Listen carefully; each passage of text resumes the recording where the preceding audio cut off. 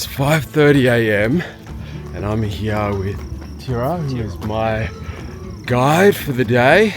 I'm at a place called Angkor Wat, and it is the largest religious structure in the history of the world. It's an ancient Hindu temple which was built in the 12th century, and it was also lost for quite some time as well, right? Yeah. When was it discovered again? 1863. It was discovered in the jungle. Covered, right? Yeah, covered by the jungle vegetation. Yeah, that are lost inside here. Yeah, and the forest is very thick, and sometimes people cannot get inside easily. Yeah. Wow. And the Angkor Wat temple still, a mysterious place.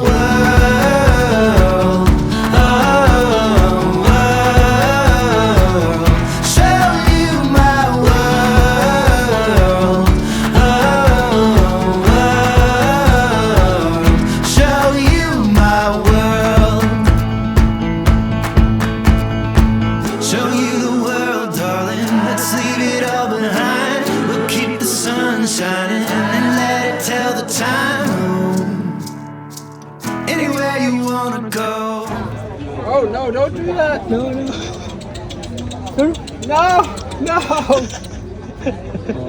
Thoughts like this. Show you my world. Show you my world. Show you my world. Outrun the dark, keep our eyes open. Mountains we cross, sail every ocean. No, anywhere you wanna go. I'll show you my world.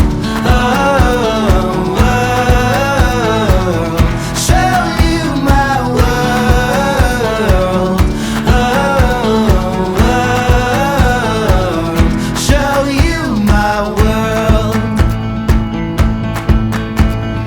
I'm back in Phnom Penh now, and I'm about to go and play pickleball with some friends.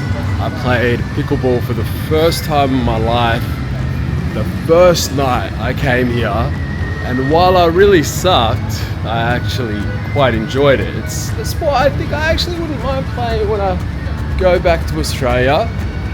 And on a whole other note, when I got back to my friend's house earlier, I checked how the footage looked from Angkor Wat and discovered I shot most of it in vertical 1080 instead of horizontal 4K, and also the exposure on a lot of it is ruined as well, which I'm pretty gutted about, but that's what happens when you're vlogging on a camera with a screen that doesn't work. And it's broken.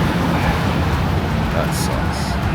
Got some cool creative footage with my proper camera, but all the vlogging stuff is a bit not so great, so I'm really sorry about that.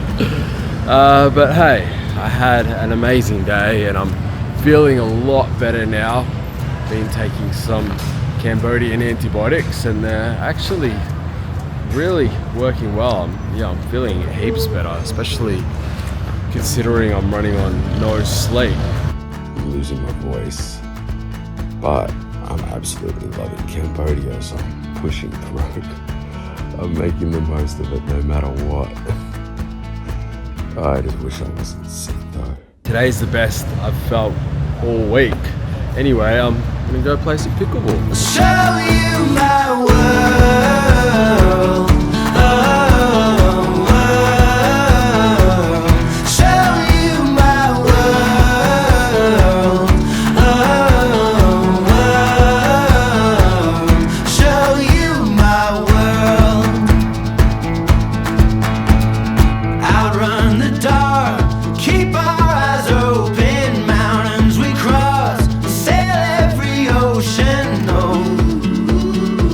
Anywhere you wanna go.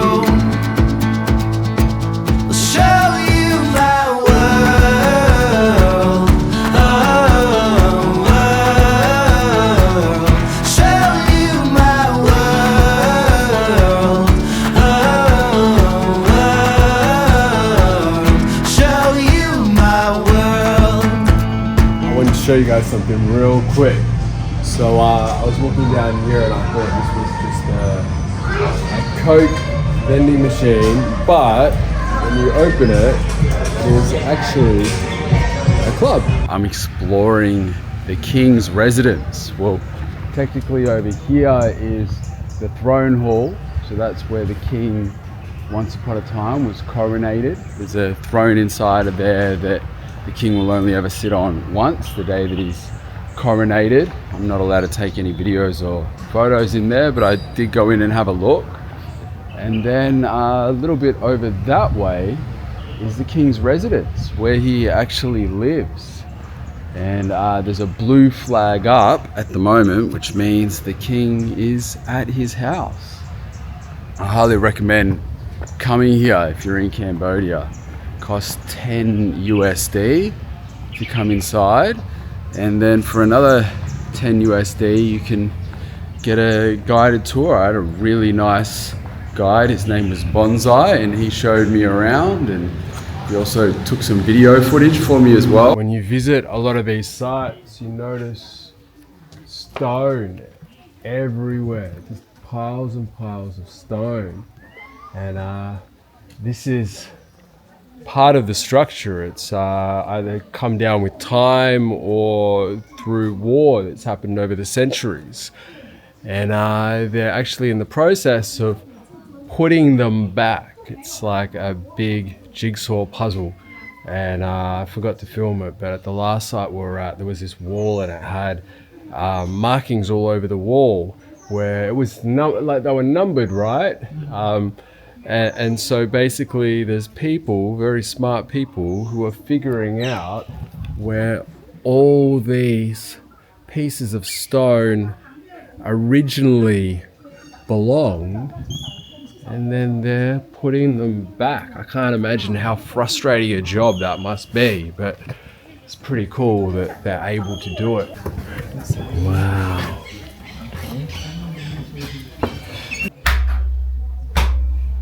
Hit your chest, it beats like a drum and creates an echo that goes up the chamber. It's just amazing how they were able to create that. Wow, that's ingenious. Yeah. How do you figure something like that out? Yeah. That's absolutely amazing. Yeah, amazing. Architecture and engineering. Yes. So amazing back And then. when the buildings were abandoned, the birds would drop seeds on top of the building, and the trees would begin to grow. And because nobody was taking care of the buildings, they just continued and became. It's crazy to think that all of this was lost in the jungle for such a long time. Can't imagine what it would have been like stumbling across this, and they're still finding structures to this day.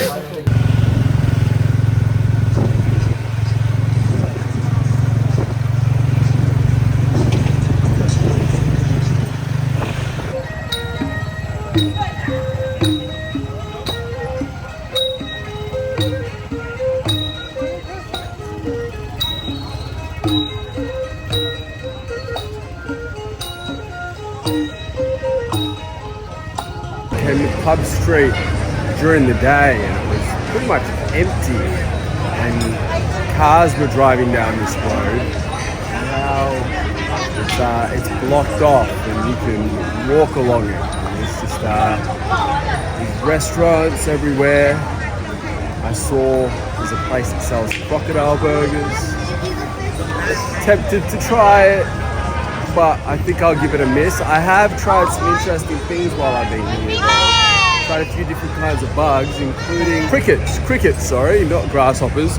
Crickets can be quite dangerous to eat because apparently the legs can get stuck in your throat, like literally stuck. They stay and they can get infected, or at least that's what I was told. So I had the ones with the legs pulled off, and they kind of look like sultanas when you see them on the plate. And look, they weren't terrible. They were pretty crunchy.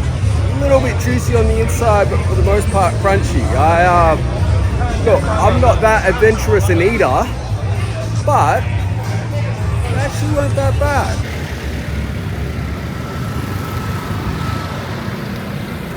so confused. There's a green traffic man, but everyone's turning. Oh, nope, there's like a, I don't know, I'm so confused. There's a guy blowing a whistle over there. Alright, I think I can go. Alright. So stressful crossing the road here. I made it. It's like the traffic has a life of its own here. I would be so stressed trying to drive here, but it somehow works. It seems crazy, but it's got a smooth flow to it. What I've figured out is the green man is kind of like an optional thing. It's telling people to give way to the pedestrians, I guess, if they want. It's definitely nerve-wracking crossing the road. So there's footpaths here, but a lot of them run out. Something that I'm learning is you can relatively safely just walk on the road and people will drive around you because everyone else is doing it. And it's kind of just the style of driving over here. It's all over the place. There's not a lot in the way of road rules, but because everybody else is following that style of driving, it seems to work. So this is how you cross the road. You just step onto the road and you hope that people will stop for you. Or you get hit. Alright, we made it.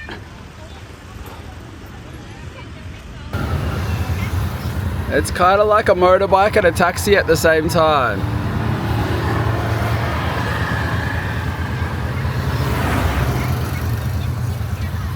Yeah, they're called tuk-tuks. As much fun as I'm having up here, having this amazing pool all to myself, I'm really missing my kids. Their favorite part of any holiday is going swimming. I got this amazing pool all to myself. This is the parent guilt that you get when you go on holiday. You're supposed to be having fun and having kid free time, but you're busy thinking about the fun stuff that you could do with your kids. Does that happen to other parents? Is it only sort of like 50-50 parents, or parents who don't get to spend full time with their kids that go on holiday and still miss their kids? Or do full-time parents get that as well? I'm curious. Let me know in the comments. Oh man, this is such a beautiful pool. This is Go Gym that I'm at the moment. It's the biggest and best gym in Cambodia. It's also owned by a friend of mine as well.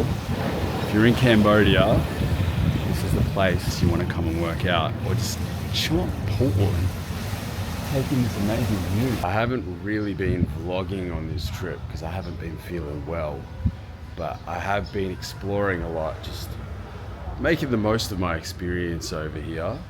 And today I'm visiting a place that I can't pronounce the actual name, but it is nicknamed the Golden Temple, and it is very golden, very cool. Never been anywhere like this before, so I'm enjoying strolling around, taking it all in. I wanted to take some photos. I've taken a few, but the sun is very bright and harsh at the moment. It's 11 o'clock in the morning. I'm finding that you get the good photos early in the morning, which is the case most places, but especially when the sun's this harsh. It's a bit of a struggle to photograph something like this because obviously the gold is very reflective. But I'm enjoying just having a stroll.